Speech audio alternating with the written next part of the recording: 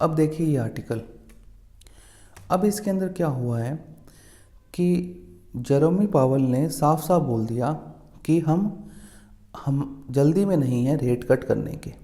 अब इससे क्या होता है, देखिए 2 rate cut US Fed chairman कर चुके हैं, एक तो 50 का, एक 0.25 का, मतलब 75 बेसिस पॉइंट काट चुके हैं। अब इससे हुआ क्या, उन्होंने रेट कट इतनी जल्दी कर दिया, जो 0.50 वाला था, 0.25 की उम्मीद थी, 0.50 कर दिया।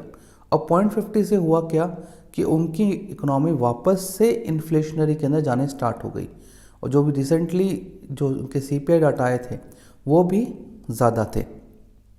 अब इन्होंने कल और परसों 2 मीट्स में ये साफ कर दिया कि हम जो 17-18 दिसंबर को जो मीट होने वाली है उसके अंदर रेट काटने की जल्दी नहीं है। मतलब जो पहले लोग उम्मीद लगा के बैठे थे कि इस साल में 1% का रेट कट होगा, वो अब आ जाएगा 0.75 के ऊपर, मतलब 25 बेसिस पॉइंट शायद तक की रेट कट हो। अब इससे हुआ क्या, जैसे इन्होंने ये बोला, यूएस में जो उनके रेट सेंसिटिव इंडेक्स थे जिसमें नैस्डैक आता है, वो करीबन मतलब जो उनका टैक्स इंडेक्स है वो करीबन जहाँ पे हम क्लोज करके गए थे थर्सडे को 3:30 बजे, वहाँ से वो 3-3.5% गुड़क गया। सेम डाउ जोन्स भी 1-1.5% टूट गया है। अब यहाँ पे जो इम्पॉर्टेंट चीज़ देखने वाली है, ये शायद तक लोगों को पहले ही पता था, या ये भी हो सकता है कि ट्रम्प के जीतने के बाद में इनके बीच में एक तनातनी स्टार्ट हो जाएगी। उसका जो परफेक्ट एग्जाम्पल हमें देखने को किसमें मिलेगा, जो इनकी जो 10 ईयर बॉन्ड यील्ड है वो 3.6% से आज 4.44% पर है। मतलब कि 85 बेसिस पॉइंट 850 बेसिस पॉइंट का सीधा इसमें जंप हो गया। अब इतना बड़ा जंप जो हुआ है 1% के आसपास, मतलब ये 1% का जंप तब हुआ है जब इन्होंने 750 बेसिस इन्होंने काट दिए थे। अब प्रॉब्लम ये ज़्यादा बड़ी होने वाली है, अगर वो रेट नहीं काटेंगे तो धोबी का कुत्ता ना घर का ना घाट का हो जाएगा। मतलब क्या होगा कि इन्होंने रेट काटा नहीं, पहले 2 काट दिए, अब काटा नहीं, अब यहाँ से वापस इन्फ्लेशनरी पोजीशन में जाएंगे, वहाँ से वापस से चीज़ों के दाम बढ़ेंगे, फिर वापस से आएंगे रेट काटने के लिए। तो ये एक बहुत बड़ी कैटास्ट्रॉफिक हो सकती है। या तो आप रेट काटते जाओ, या फिर आप क्या करो कि स्टार्टिंग में ही थोड़ा लो पेस में काटते, जिससे आप 2 सालों में रेट काटते रहते। इन्होंने पहले इतना बड़ा दे दिया इंसेंटिव, जिससे क्या हो, लोगों की परचेजिंग पावर वापस बढ़ गई और वो वापस वो स्पेंड करना स्टार्ट कर रहे हैं। अब इससे इंडियन इक्विटी में क्या होगा, हमारी खुद की समस्याएं हैं इसमें, हम ऑलरेडी उनकी समस्याएं नहीं ले रहे हैं, हमारी खुद की समस्या है। लेकिन अब पर्टिकुलर इस रेट कट का इंडियन इक्विटी मार्केट में क्या होगा। सबसे पहली बात, उन्होंने जब अपनी स्पीच दी तो उन्होंने ये साफ कहा कि यूएस इकोनॉमी स्ट्रांग है। अब यूएस इकोनॉमी स्ट्रांग है अगर, तो वहाँ पे एक समझने वाली बात आती, इंडियन इक्विटी से और फ्लो निकलेंगे। जो उन्होंने बेचा है, मतलब वो अपने बेचने की स्पीड को और ज़्यादा कर देंगे, क्योंकि समझिए 4.5% उनको 10 साल की बॉन्ड यील्ड में मिल रहा है, तो उनके लिए तो अच्छा ही है ना कि सेफ हेवन में उनको 4.5% मिल रहा है। अब कोई कहते 4.5% क्या होता है, जिनको रिस्क फ्री लेना होता है वो 4.5% उनके लिए बहुत है, इस बात को समझना पड़ेगा। और एक और प्रॉब्लम एक आ जाएगी, अगर यूएस इकोनॉमी स्ट्रांग है तो वहाँ की कंपनीज अच्छा करेंगी, वहाँ की कंपनीज अच्छा करेंगी तो मेटल्स पर, लेड पर, कॉपर पर ये एक बहुत पॉजिटिव इम्पैक्ट पड़ने वाला है।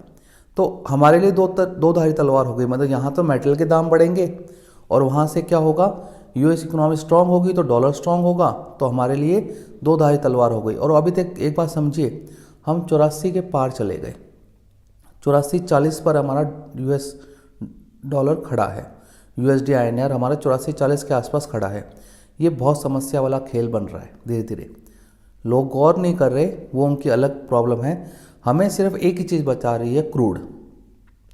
जिस दिन ये क्रूड बनना स्टार्ट हो गया, हाँ वैसे नहीं होगा क्योंकि ओपेक आके काट देगा, अगर फिर भी अगर ये बढ़ना स्टार्ट हो गए, चाइनीज़ इकोनॉमी में रिवाइवल हुआ और यूएस स्ट्रांग हुआ, तो देखिए वॉर का इफेक्ट इतना नहीं होता, वॉर का वन टाइम इफेक्ट होता है, उसके बाद इफेक्ट नहीं होता वॉर का।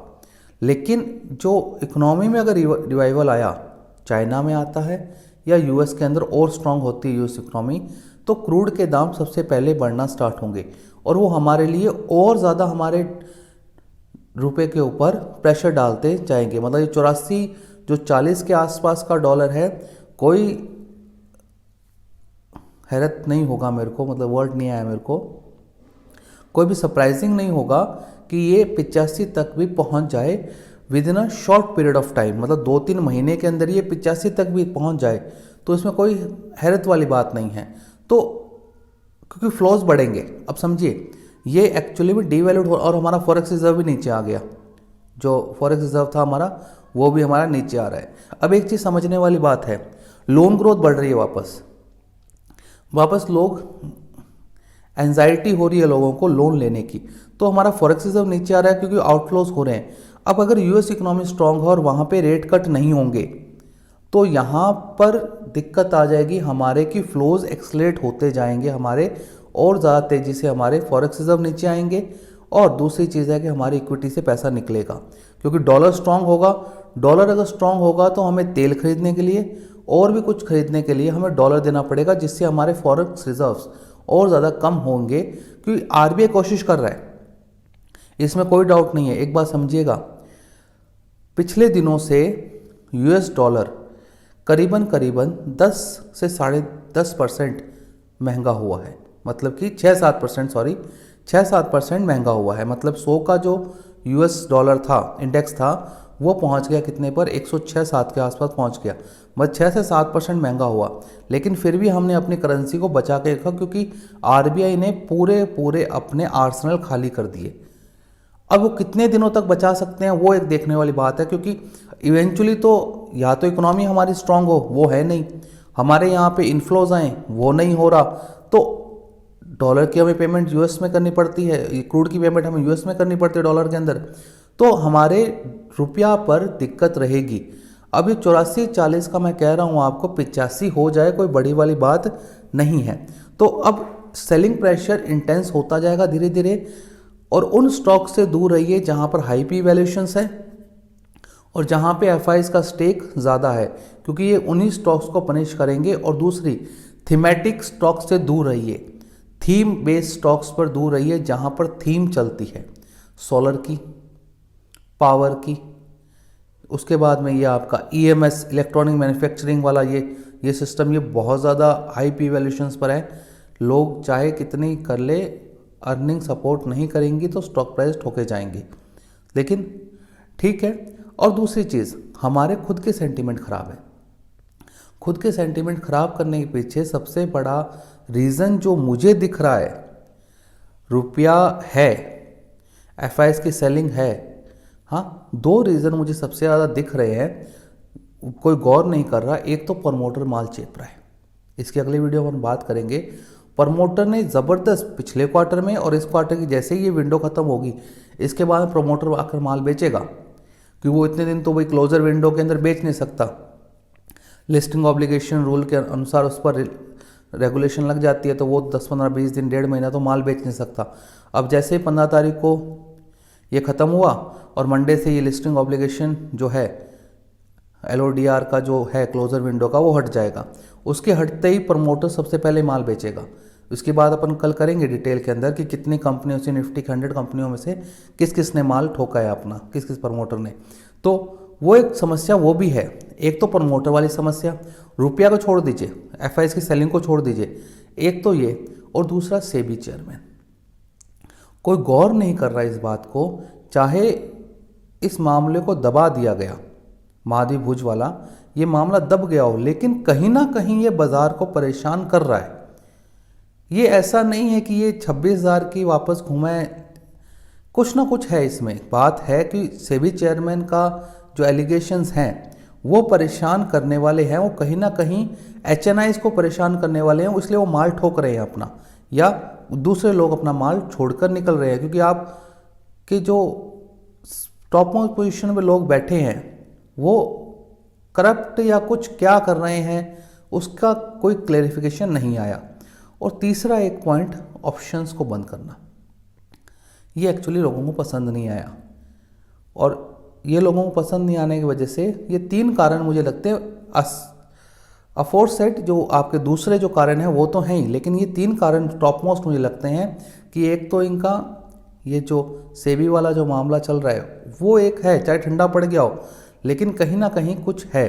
दूसरा प्रमोटर की सेलिंग, और तीसरा ये ऑप्शन बंद करने वाला जो काम किया इन्होंने। अब 20 तारीख के बाद में मैं आपको बता दूं, एक तो 20 तारीख को बाज़ार बंद है और महाराष्ट्र के इलेक्शंस है। महाराष्ट्र के इलेक्शंस के अंदर कि बीजेपी पावर में नहीं आती है या उनके अलायंस ग्रुप पावर में नहीं आते हैं तो बाज़ार पर एक सेंटिमेंटल इफेक्ट पड़ेगा।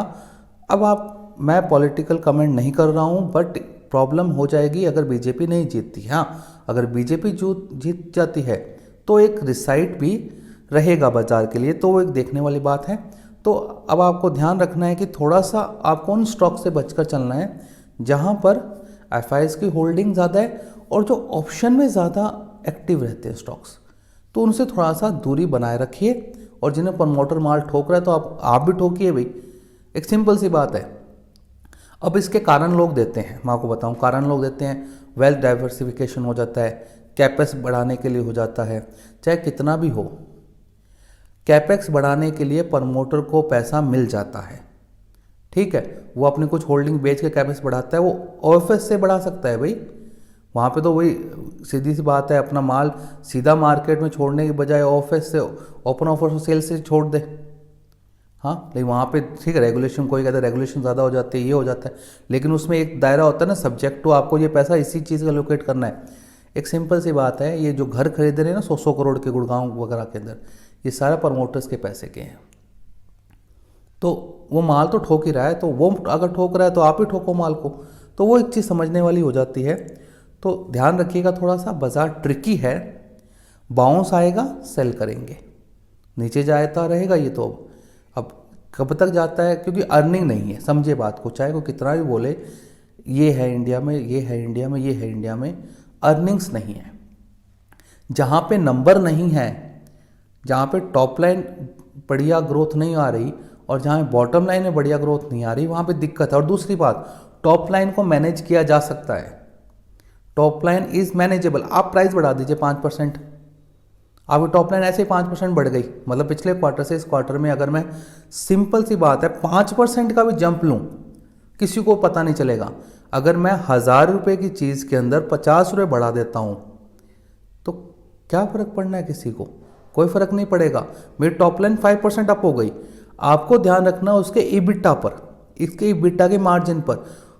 टॉप लाइन छोड़ दीजिए, बॉटम लाइन छोड़ दीजिए, टॉप लाइन मतलब कि सेल्स छोड़ दीजिए, उसको मत देखिए, और ये भी छोड़ दीजिए आप बॉटम लाइन। बॉटम लाइन का मतलब हो गया profit, net profit, net profit छोड़ दीजिए। क्यों? नेट अदर इनकम डाल देंगे। अब अदर इनकम डाल देंगे तो ऐसे थोड़ी होता है कोई, तो ये तो कोई दिक्कत नहीं है इसके अंदर, ये मैनेजेबल है, क्योंकि टॉप लाइन को सबसे इजी मैनेज किया जा सकता है, कोई कंपनी ढंग की है तो। 5% मैंने मेरे प्राइसेस बढ़ा दिए बिना बताए, छोटे छोटे 2-3% बढ़ा दिए, मेरी टॉप लाइन तो ऐसे ही बढ़ जाएगी। तो टॉप लाइन बढ़ने का वो नहीं है केस, आपको देखना है इबिटा मार्जिन्स, इबिटा और इबिटा मार्जिन्स कितने बड़े हैं वो देखने वाली बात आ जाती है कि हाँ कंपनी प्रॉफिटेबल है, और जो माल बेच रहे उसमें प्रॉफिटेबल है क्या, नहीं है तो उससे निकल जाओ।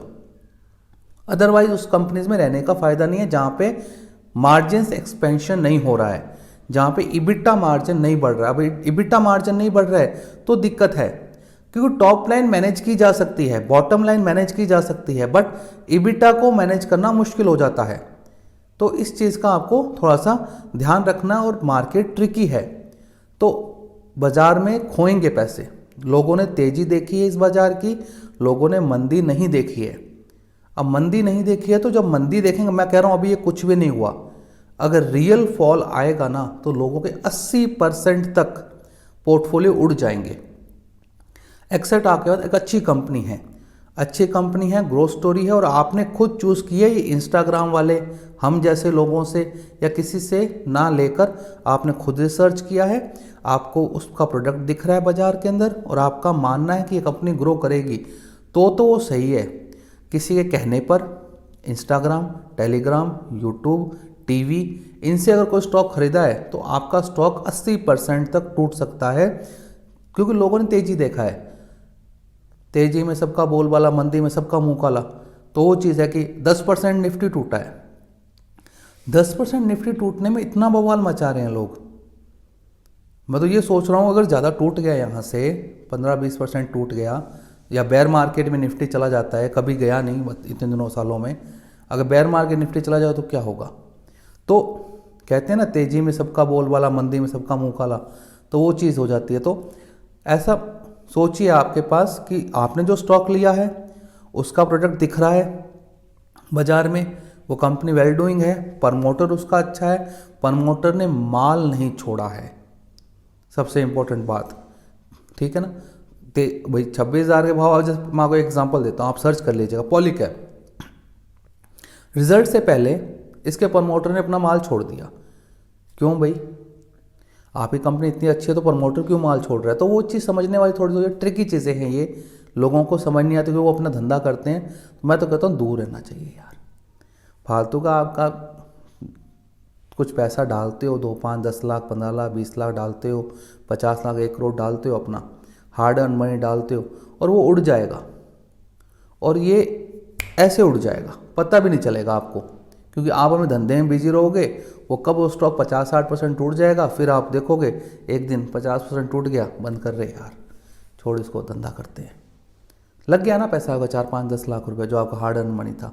ज़रूरत क्या है, बैंक में रखो, एफडी में रखो, पीएफ में रखो पैसा। म्यूचुअल फंड में भी मैं कहता हूँ कि यार थोड़ा कम ही एलोकेशन करो। हाँ, निफ्टी 20 में आप करते रहिए जो करते हैं, लेकिन स्टॉक स्पेसिफिक में दूर रहना चाहिए। मेरा तो मानना यही है, बाकी आपकी इच्छा है। Thank you for watching.